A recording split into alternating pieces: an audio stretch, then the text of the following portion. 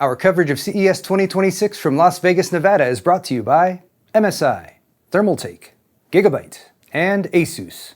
Hey guys, I made my way over to LG. They have a very large booth with a lot of stuff. LG makes a wide range of consumer devices. They make TVs, but they are an actual display manufacturer. So I wanted to come over, kind of keeping up with the theme of highlighting some cool new monitors at the show. The gaming monitors that LG has designed and manufactured themselves, whereas at some of the other vendors that I visited, such as Asus and Gigabyte, they have their own monitors that use LG panels. LG is a manufacturer of many panels that get put into gaming monitors. So let's take a look at this one here behind me. This is the LG Ultragear Evo AI. I know they put AI in everything. Specific model number is 39GX950B. This is an OLED panel. It's a 5K by 2K resolution. That makes it 5120 by 2160, 21 by 9 aspect ratio.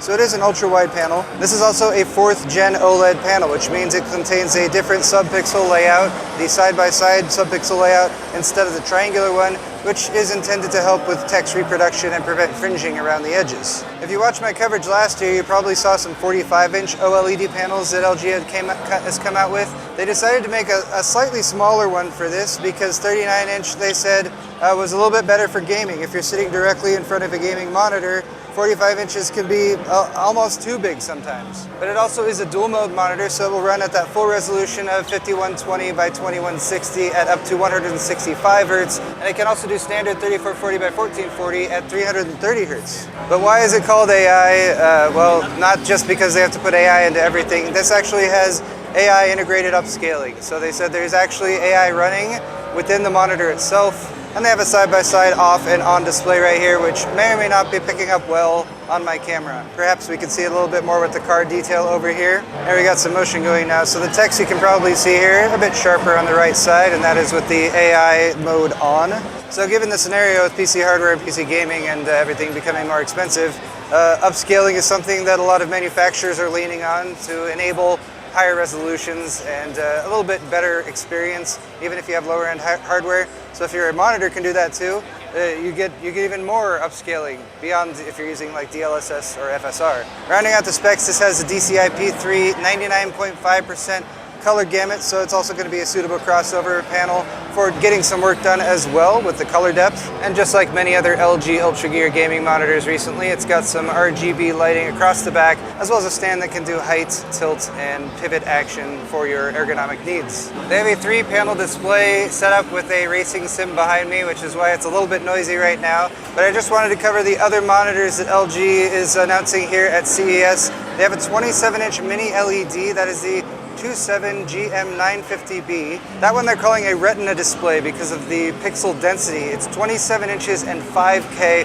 resolution, 5120 by 2880. It's also got 2304 local dimming zones, and that one is also a dual mode display. So at full resolution 5K, it's 165 Hertz, and it can also bump down to quad HD resolution, where it can hit 330 Hertz with a 1 millisecond response time. And then there is the big boy, the 52-incher, which is the 52G930B.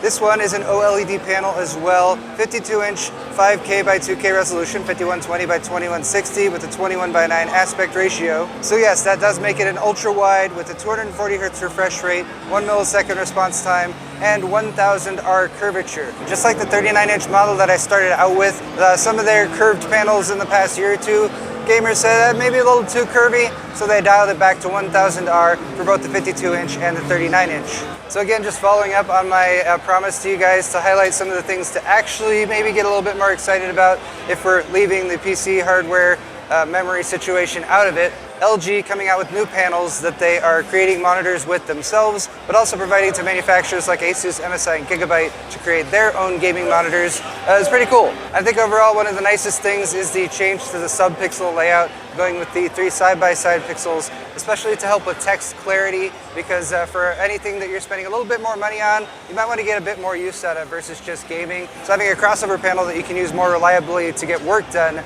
getting rid of that color fringing issue was pretty nice. All right, guys, I've come back to where it's a bit quieter. I'm here at the LG private area where we can see the other monitors that I've been talking about and showing you a little bit about, as we've covered the 39-inch 5K, 2K OLED, the 27-inch mini LED 5K with that 5120 by 2880 resolution. I wanted to check these out in person, mostly this one, because we need a little bit of a size comparison. This is the big boy 52-inch. It is a VA panel, but it also is that super high resolution 5120 by 2160. 240 hertz display with a 1000R curve. So it is a bit more curved than the 39-inch over there, but it is very large. So if you're positioned in your ideal gaming scenario right in front of it, it completely fills your field of view. And you also get a bit of I'm noticing some harmonics back here. It's like as I'm speaking, you know when you're in a curved room and it bounces the noise back at you? I'm getting a little bit of that too. But beyond that one that we already covered, there's one more that they had on display here. And this one might be very interesting to you if you're like a competitive gamer, if you're looking for a very high refresh rate. This is also a 27-inch OLED panel. It's QHD, so 2560 by 1440, but the refresh rate is 540 hertz. They have a side-by-side 144 versus 540, and 144 is already like a pretty good refresh rate for PC gaming. Obviously, it's not going to pick up very well on the camera, so you guys are going to have to trust me that the lower image here does have more crisp imagery. You don't get as much trailing as everything scrolls by. Like all these panels, this is G-Sync compatible, so it's going to be FreeSync compatible as well. This one also has 99.5% of the DCI P3 color gamut. And I also almost forgot to mention that this is a dual mode display, so 2560 by 1440 at 540 hertz, or if you drop down to 1920 by 1080, it goes all the way up to 720 hertz, 720 FPS. Hopefully you're playing CSGO or something like that you can run on a potato and still hit high frame rates. So that is the 4 LG Ultragear monitors that they have on display here at CES 2026. They're the Ultragear Evo AI. They're all hitting very high resolutions. And then of course we got super high refresh rate over here as well. We do not have pricing for these monitors yet, but you should expect them to come out around the April or May timeframe.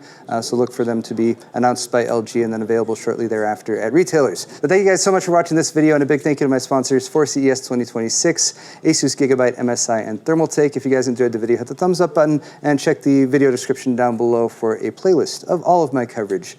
And also a big thank you to Kyle, who's here handling the camera work for me. We've actually been live streaming all day today, so if you didn't watch any of Kyle's live streams, he's doing IRL streams here, and it's actually been a lot of fun. Check that out, or in my finale video, which is coming up really soon, I've got a little bit of shenanigans that we got into there. Thanks again for watching, guys. See you in the next one.